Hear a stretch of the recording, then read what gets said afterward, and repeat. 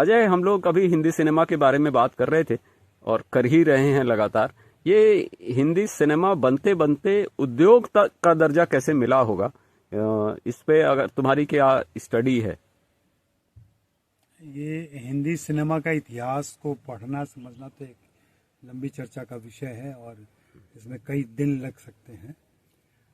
मैं जो काम कर रहा हूँ इन दिनों थोड़ी धीमी गति के साथ, वह है आज़ादी के पहले का हिंदी सिनेमा।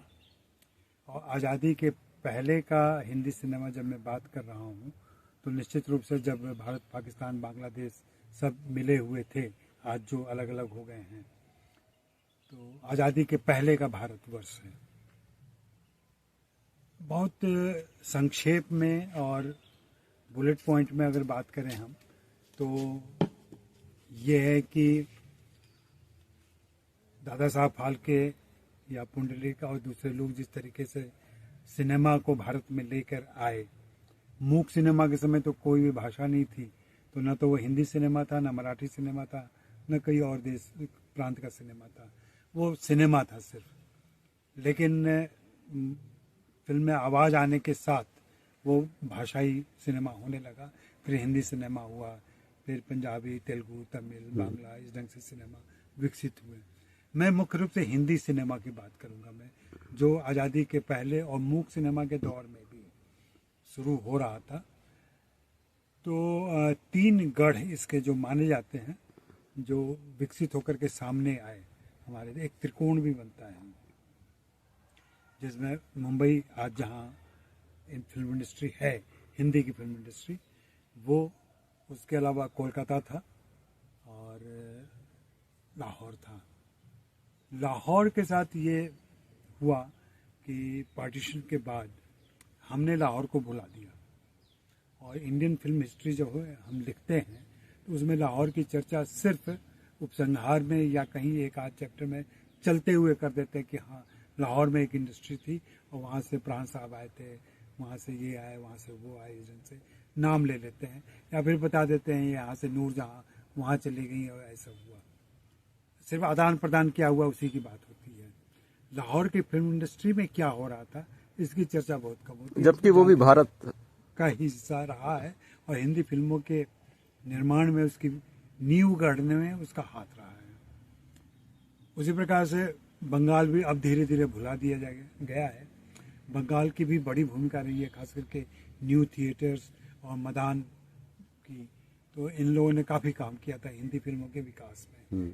मुंबई तो है ही, मुंबई में, कोल्हापुर में, फिर पुणे में, फिर मुंबई में, इस तरीके से सिनेमा डेवलप हुआ, चाहे वो प्रभात चित्र हो, मंदिर हो, या फिर दादा साहब फाल्के का पूरा घराना हो, या फिर बाद में मुंबई की फिल्म इंडस्ट्री जिस तरीके से आज़ादी के बाद डेवलप हुई। उसके पहले से यहाँ काम चलने लगा था, जहाँ चंदूलाल शाह और रंजीत मूवीटोन जैसी बड़ी कंपनियाँ थी, और आरदेसरी रानी की इम्पीरियल कंपनी थी जिसने आलम आरा और दूसरी फिल्में बनाई।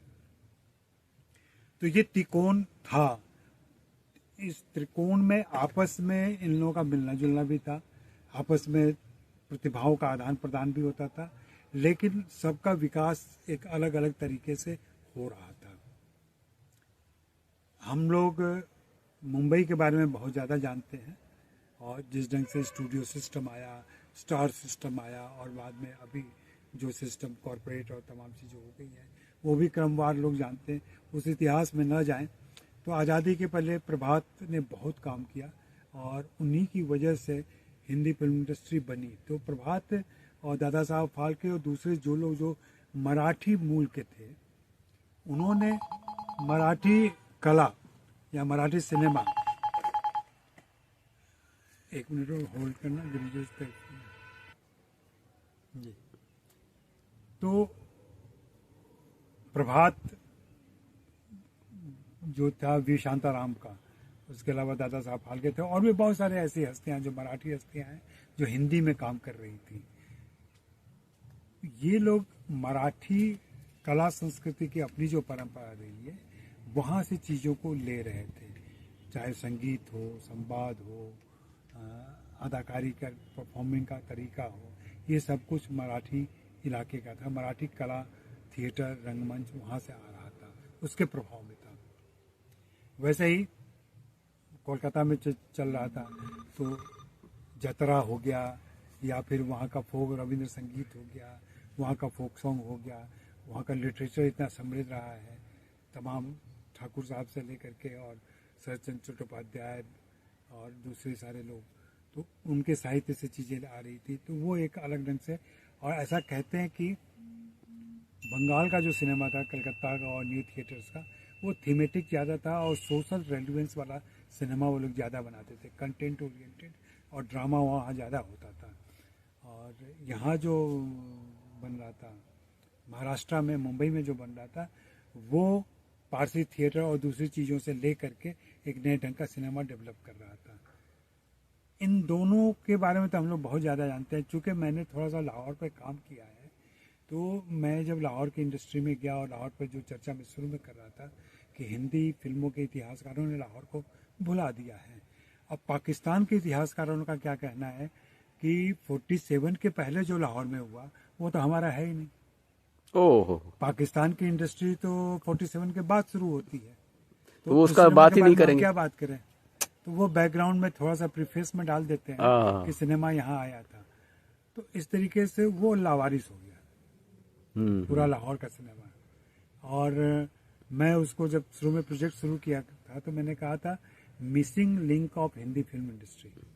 वो मिसिंग लिंक है, वो सरस्वती है इस त्रिवेणी में, जिसको अब कोई ना देख सकता है, ना जान सकता है, ना पढ़ सकता है।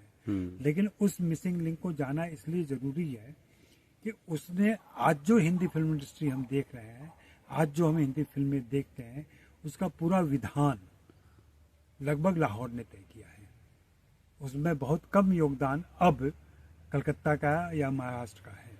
क्योंकि छोटा सा उदाहरण दूं मैं, आज भी आप कोई हिंदी फिल्म देख रहे होते हैं, हो सकता है उसकी पृष्ठभूमि उत्तर प्रदेश की हो, बिहार की हो, लेकिन अचानक 2 पंजाबी गीत उसमें सुनाई पड़ेंगे आपको। इतना ज़्यादा असर, इतना ज़्यादा अंदर घुसा हुआ है पंजाब हिंदी फिल्मों में कि ये सब खुद आता है। बल्ले बल्ले तो हर गाने में हो जाता है, माही माही हर फिल्मी गाने में सुनाई पड़ता है। तो ये प्रभाव, ये एक प्रभाव की बात मैं बोल रहा हूँ, ये लाहौर का प्रभाव। हाँ, ये लाहौर का प्रभाव है, जो पंजाब का प्रभाव है। और पंजाब मतलब लाहौर, ये अपेरेंटली मैं कह रहा हूँ, जो दिखाई पड़ रहा है, सरफेस पे है, उसकी बात कर रहा हूँ मैं। जो सरफेस के नीचे है, जो आप नहीं देख पा रहे हैं। तो पंजाब का इफेक्ट जो है बल्ले बल्ले के रूप में आया। नहीं, मैं पंजाब के इफेक्ट की बात कर रहा हूँ, तो संवादों में आया है, संगीत में आया है, गीत में आया है। अब आप लिस्ट बनाना शुरू कीजिए कि शुरू में आपके पास संगीतकार कौन है, शुरू में आपके पास गीतकार कौन है, शुरू के आर्टिस्ट कौन है, शुरू के बाकी और प्रतिभाएं कौन कौन सी हैं, और उन सारी प्रतिभाओं के मूल में जाइए, मतलब कहाँ से आते हैं वो। तो आप पाएंगे कि हिंदी फिल्म इंडस्ट्री जिनकी वजह से लोकप्रिय है, चाहे वो पर्दे पर आने वाले कलाकार हों, चाहे पर्दे के पीछे एक्टिव रहने वाली प्रतिभाएं हों, उन सब का उत्स जो है वो भारत का उत्तर पश्चिमी इलाका है। भारत का उत्तर पश्चिमी इलाका जब मैं कह रहा हूँ तो वो पंजाब है। पंजाब जो अनडिवाइडेड पंजाब की बात कर रहा हूँ मैं, ईस्ट पंजाब वेस्ट पंजाब की बात नहीं कर रहा हूँ मैं, या आज का जो हमारा पंजाब है और एक पंजाब जो वहाँ रह गया, जो लाहौर में है, ये सब एक था। तो वहाँ से विकसित होता है। हुआ क्या कि जैसे ही आवाज़ आ गई, आवाज़ आने के बाद से जाहिर गीत संगीत आया, संवाद आए, तो अब ये तय करना था कि संवाद की भाषा क्या हो, किस लैंग्वेज में संवाद बोले जाएं, किस लहजे में संवाद बोले जाएं, ये कहाँ से तय होगा और कैसे तय किया जाए। कोशिश ये थी कि जो आम फाहम हिंदी है, जो हिंदुस्तानी है, उस लैंग्वेज को अपनाया जाए ताकि पूरा भारत उस संवाद को समझ सके, उस बात को समझ सके। इसके कई परत हैं। अब परतों में उतरे अगर हम, तो आप देखेंगे जो मैं लिस्ट बनाने की बात कर रहा था, आप लिस्ट बना के देख चुके अगर अभी तक, तो आप पाएंगे कि इसमें हिंदी इलाके से आने वाली प्रतिभाएं नहीं है। कोई एक्टर आप नहीं बता सकते जिसका उत्तर प्रदेश हो या बिहार हो या राजस्थान हो या मध्य प्रदेश हो। ये सारे कलाकार जो हैं या डायरेक्टर, ये सब वही नॉर्थ वेस्ट से आ रहे हैं। या तो पंजाब से आ रहे हैं या बंगाल से आ रहे हैं। बंगाल से वही जो हाँ। असर बंगाल का था वो मैं बता ही रहा हूँ। तो मैं अभी चूंकि फोकस लाहौर पे कर रहा हूँ, इसलिए लाहौर से वो कर रहा हूँ। बंगाल भी आएगा इसमें, संवादों में बंगाली ले नहीं सकते थे, बंगला प्रभाव गया। रविंद्र संगीत लाख उच्च कोटि का हो, पूरे भारत में वो एक्सेप्ट नहीं किया गया, फिल्मों के जरिए तो नहीं किया गया। बाउल संगीत हो, यात्रा संगीत हो, ये सब भी एस.डी. बर्मन के जरिए या दूसरों के जरिए आए हैं, या शुरू में आर.सी. बोराल हैं, तमाम म्यूजिक डायरेक्टर हैं जो बंगाल से आते हैं। के एल सहगल खुद बंगाल जाते हैं, बंगाल से उभरते हैं और फिर यहाँ आते हैं। वो सारा एक अलग खेल है। पंजाब ने क्या किया, पंजाब में एक होते हैं संगीतकार गुलाम हैदर, और उन्होंने जो संगीत विकसित किया, उन्होंने जो इंस्ट्रूमेंट इस्तेमाल किए गानों में, उन्होंने जिन गायकों गायिकाओं को मौका दिया, वो सारे बाद में बड़े मशहूर हुए और वो शैली अपनाई गई। जैसे ढोलक, हिंदी फिल्मों में ढोलक एक अविभाज्य वाद्य यंत्र है जो बजता ही बजता है। ये ढोलक वो लेके आए, हारमोनियम वो लेके आए, थाप, रिदम, जो ढोल बजना है वो सब वो लेके आए, पंजाब से आए।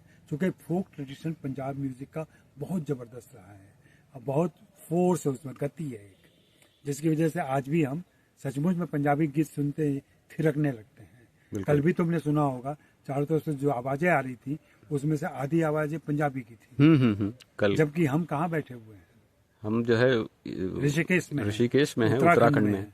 यहाँ का भी संगीत होगा, लेकिन वो नहीं गया, और फिल्मों के जरिए ही संगीत फैला है पूरे देश में। बिल्कुल। हाँ, और इस संगीत का निर्माण, जो इसकी जड़ें जो हैं, इसका नियमावली की, इसका मानदंड क्या फॉर्म लेगा, ये सारा वहाँ पंजाब में तय हो रहा है। क्योंकि रिकॉर्डेड म्यूजिक जो पॉपुलर हुआ वो तो सिनेमा का ही है, सिनेमा का ही है। और ये भी पंजाब में कंपनी, लाहौर, ये कलकत्ता और पंजाब, यही दो ज्यादा सेंटर थे, रिकॉर्डिंग सेंटर शुरू में।